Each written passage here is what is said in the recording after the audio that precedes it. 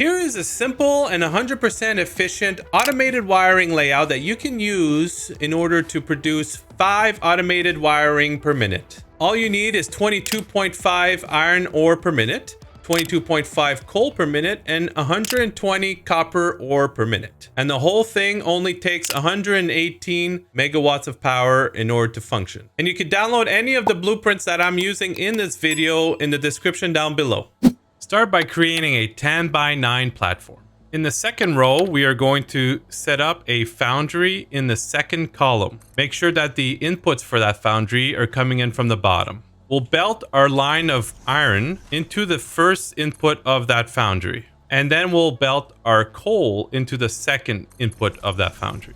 We'll set this foundry to be doing steel ingots, but be sure to underclock it to 50% in order to just do 22.5 per minute. Still in the second row, but this time in the fourth column, we are going to create 4 total smelters between columns 4 and 7. Behind the first 3 smelters, we are going to add a splitter. The first splitter is going to have its input coming in from the bottom, and that's where we bring in the 120 line of copper. The next 2 splitters should have its input coming in from the left-hand side, and all the belts behind these smelters can be Mark 1 belts, except for the belt between the first 2 splitters. That one should be a Mark 2 belt.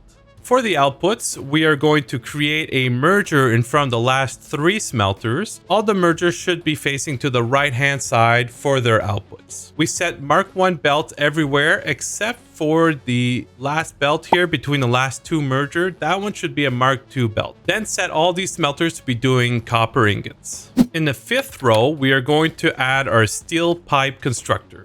Then from the foundry, we are going to add a Mark 1 belt. We're going to do a nice 90-degree turn by going back 2 spaces. We're going to line it up here with that constructor and then go back 2 spaces, put that down, and then finish up the belt.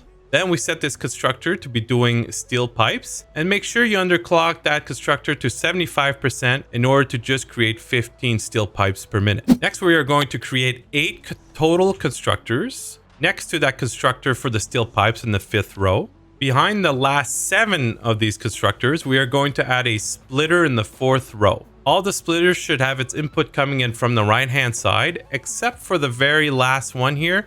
This one should have its input coming in from the bottom. We are going to add a Mark II belt from that merger of the smelters. And then we're going to line it up with the splitter, go back 2 spots, and then go straight into the splitter. All the belts here for these constructors in the back should be Mark 1 belt, except for the belt between the last 4 splitters right here. These ones should be Mark 2 belts.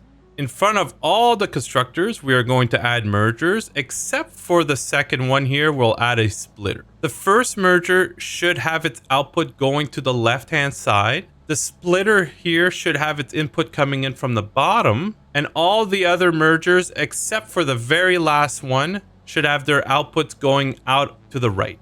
The very last one here should have its output going forward. Between all the constructors and the splitter or mergers, we can add Mark 1 belts. From the splitter to all the mergers, these can be Mark 1.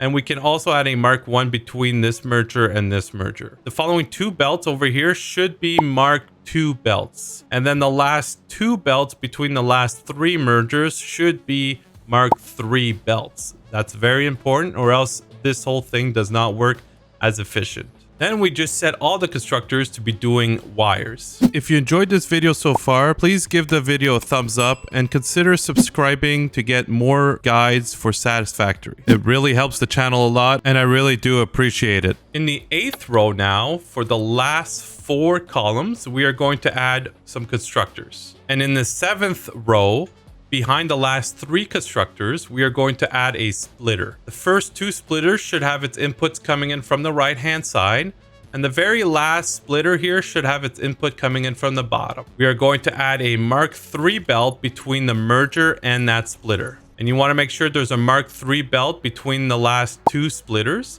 and then a Mark II belt between the first 2 splitters right here.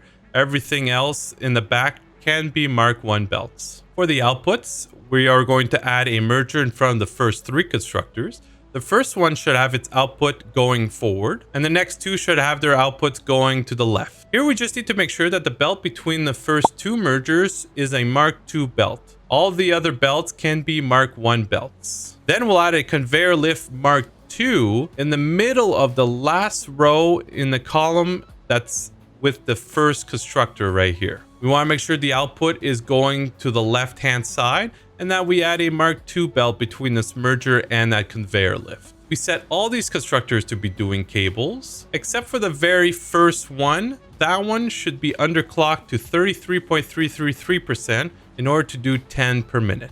Then we want to add our stator assembler at the beginning of the 8th row. We want to line up the first input so that the input is directly lined up with the constructor in the 5th row, first column. Then we'll add a Mark I belt from that constructor and go straight into the first input of the assembler. Then we'll add a Mark I belt from the merger that's in the 6th row here, second column, heading straight into the assembler's second input. Here we set the assembler to be doing stators. Finally, then we tackle the automated wiring. For these, we create two assemblers lined up with the beginning of the 8th row, making sure this time that both assemblers' output is on the bottom and the inputs are coming in from the top. For the inputs, we do a double manifold line here, and if you want to know how to do that, you can just see any of my last videos, especially the versatile framework one. That one shows you how to do this. But here we have a splitter that's at the beginning of the 3rd column in the last row with its input coming in from the left hand side. We then belt using Mark I belts into both the assembler's second input.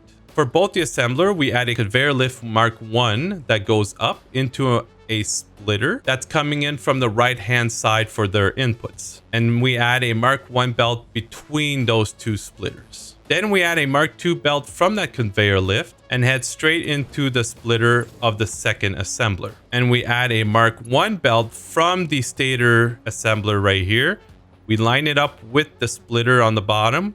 We go down 2 spots and go straight into the splitter. For the outputs, in the 7th row, we create a merger underneath the second assembler with its output going to the right hand side. And we add Mark I belts everywhere, including going straight into a storage box that we have set up right next to our last assembler. Set both assemblers to be doing automated wiring.